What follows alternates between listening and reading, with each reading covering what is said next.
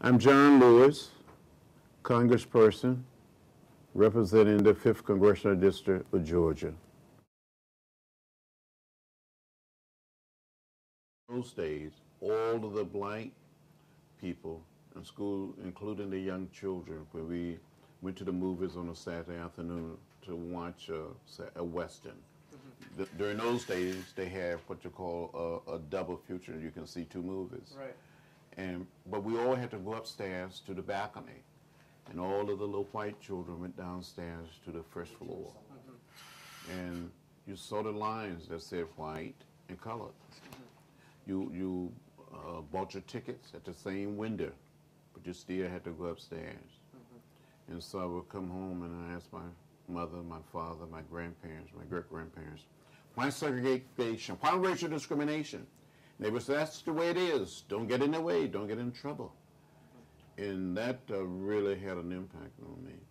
Then when I went away to school in Nashville at the age of 17, in 1957, all of the theaters in Nashville, there were about 7 theaters, all was on the same side of the street in downtown Nashville, except one. And they all were segregated. And in starting February 1961, we had a series of demonstrations at these theaters for 13 days. Black and white high school and college students had these revolving lines in front of these theaters. And after those 13 days of this demonstration, they desegregated the theaters.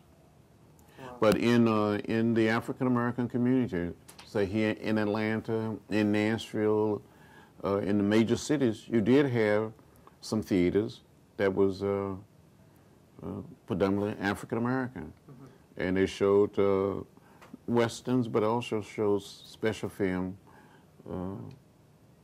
relating to the African American community. At an early age, I think I almost stopped going because I stopped going and I resented segregation and racial discrimination.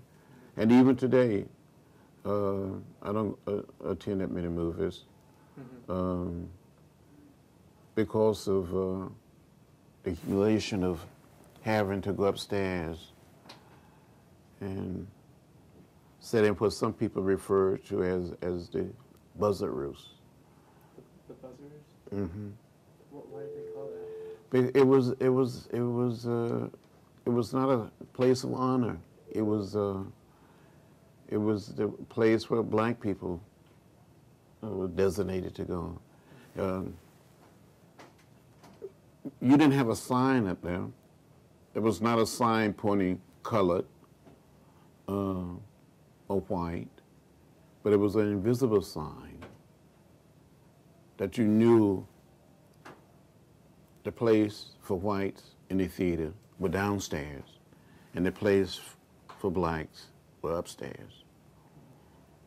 And all across the South, most of the theaters didn't become desegregated until the mid-60s.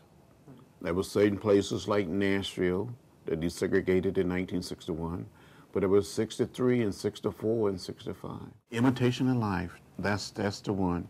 That's the one, Imitation of Life. I think growing up during those days in the African American community, many of us as young African American, but not just young, but also older African American. And many times people would rent the film from some place, I don't know how they did it, and they would show it in a school, or show it in a church, and people would leave that movie, leave that set, and it was like almost like a religious experience. People would be so moved, people would leave crying, and it would become like the talk of the town or the community. You have to see it, you have to go and see Imitation of Life. That movie did have an impact. Remember any particular experience when you went to the theaters? No, I don't remember any bad experiences, but just the fact that you had to be segregated, told that you couldn't sit downstairs, that you had to go upstairs. I think it had a psychological uh, effect, something that I would never ever forget. And it probably made me much more determined than anything to become a fighter and a warrior against segregation and racial discrimination in the American South.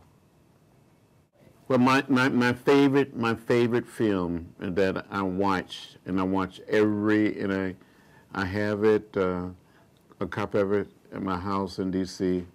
It's a very long movie. It's Gandhi. I love the movie. I loved it because when Gandhi led the march to the sea, it reminded me so much of the march from Selma to Montgomery. People were literally prepared and ready to put their bodies on the line. It's like a holy crusade. And I wish young people today, those who were not even born during the civil rights movement, they were not even a dream. I wish young people all over the world could see and learn from the teaching of Gandhi. That film to me is one of the most powerful films that I ever witnessed or seen.